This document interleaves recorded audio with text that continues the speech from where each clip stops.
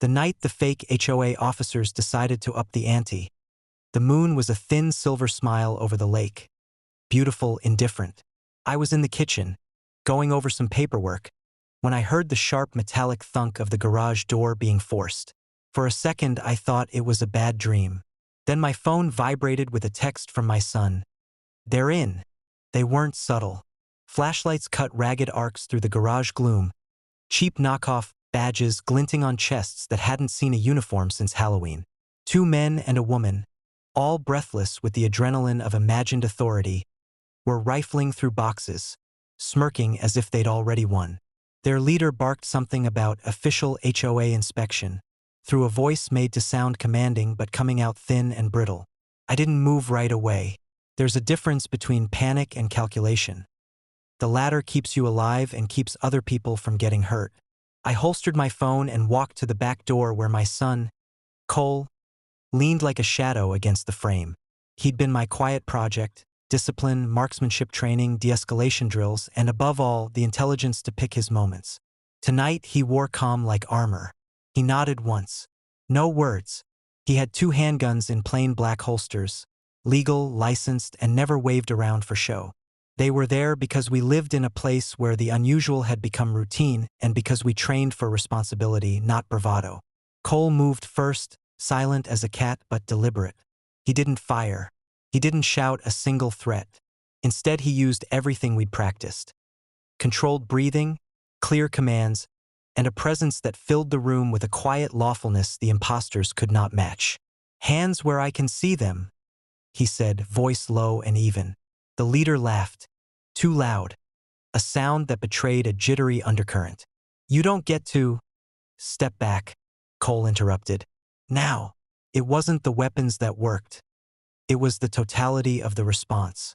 Cameras that we'd installed out of habit winked to life, white LEDs painting the intruders in stark relief.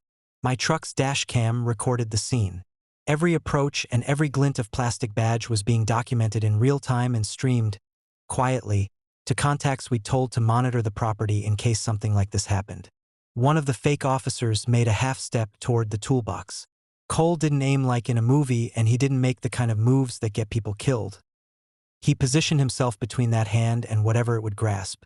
His training showed in the way he controlled the distance, in the way his palms were visible, not clenched around triggers. When he spoke, it was precise. "Sit. Down." They obeyed like startled children do, because there was no script left for them. The bravado bled away. The woman's shoulders sagged first. The men exchanged panicked looks.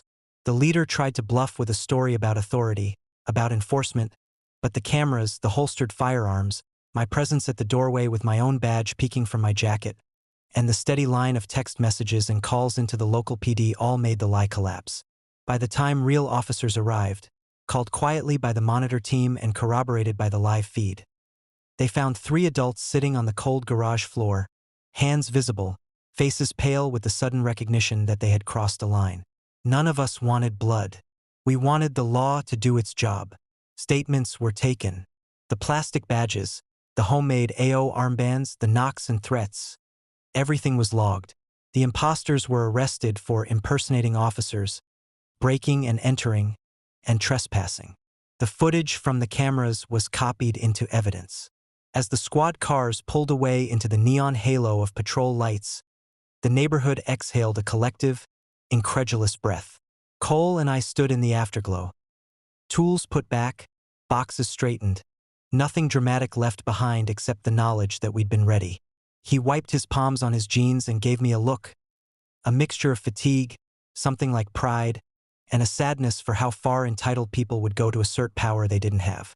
Neighbors came by the next morning with casseroles and awkward apologies. The HOA's phone lines lit up with complaints and legal threats from a board suddenly worried about liability. Word spread of the garage raid and how it ended. Not with a firefight, but with documentation, restraint, and the law taking its course. That afternoon, I walked the driveway and checked the latch on the gate. The lake shimmered, the world carrying on as if none of it had happened. But the message was clear and permanent. You don't play at authority on someone else's land. If you do, you should be prepared to face the consequences, not my violence, but the full weight of the law and the readiness of people who will not be bullied.